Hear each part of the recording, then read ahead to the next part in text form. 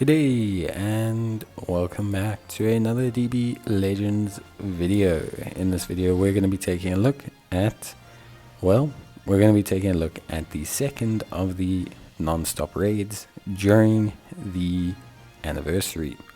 So this is a non-stop raid against Jiren full power, and the rewards are pretty much the same as the first one. The only difference is you can pick up your second raid honor here, as well as you pick up different raid medals. These are being yellow raid medals, or raid medals 2 is their official name, and you can pick these up from this event. Now the boost characters have changed slightly. They've added some different units into the mix. They've dropped out the free-to-play USS units, and they've added in, basically a whole bunch of new units from the fierce fights, etc. So they've changed some of the options, especially from a free-to-play perspective, in terms of farming medals most efficiently. What I'll be doing is, obviously as always, taking a look at what kind of medals you can expect if you just run predominantly free-to-play units.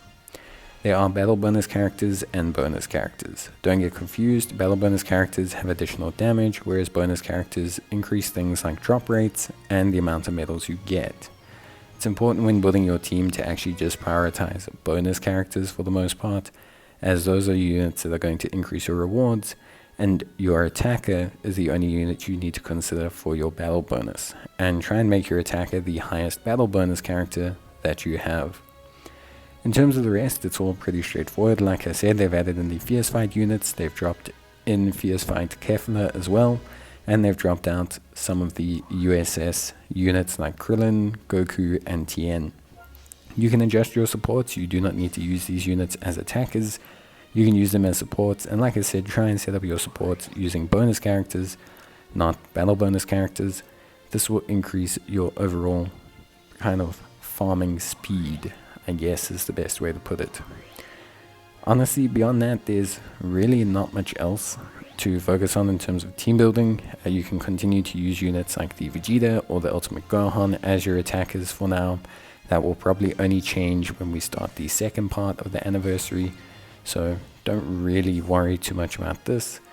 And realistically speaking, there's not too much else to focus on. There are some missions for the non-stop raid. Those missions are traditionally exactly the same as the usual missions we have, so limited time rewards, etc. Those will give you your raid honor. You'll have to do the raid 9 times to get your raid honor, and from there you can kind of do it as much as you please to get as many rewards as you want. Ideally, try and focus on the seed exchange medals and the chrono crystals. Beyond that, that's basically it. You'll get some 5th anniversary raid medals, and I highly suggest you do the 3 limited attempts per day.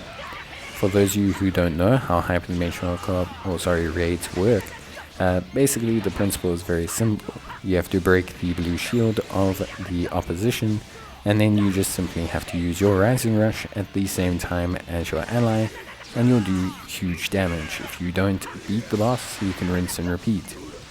There are some interesting secondary kind of functions. For example, you can clash with the boss if you do your strike card at the same time as theirs, and this will create a little QTE for your ally.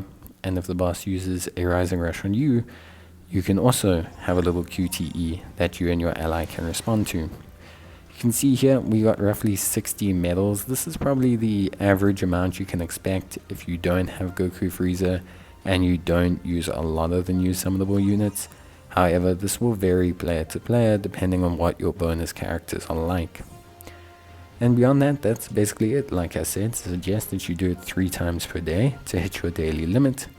The exchange shop's been refreshed, and you can still exchange your medals from part 1. I don't know for how much longer, but you can.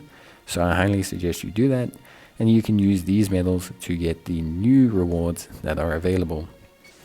The new rewards, I suggest prioritizing the chrono crystals and then the seed exchange medals to help you max out your unit's blast arts cost.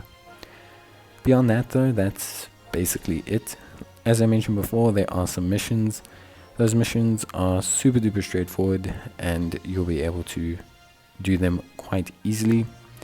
There are fierce fight events that are all currently up and you can get those units to assist you with your drop rates.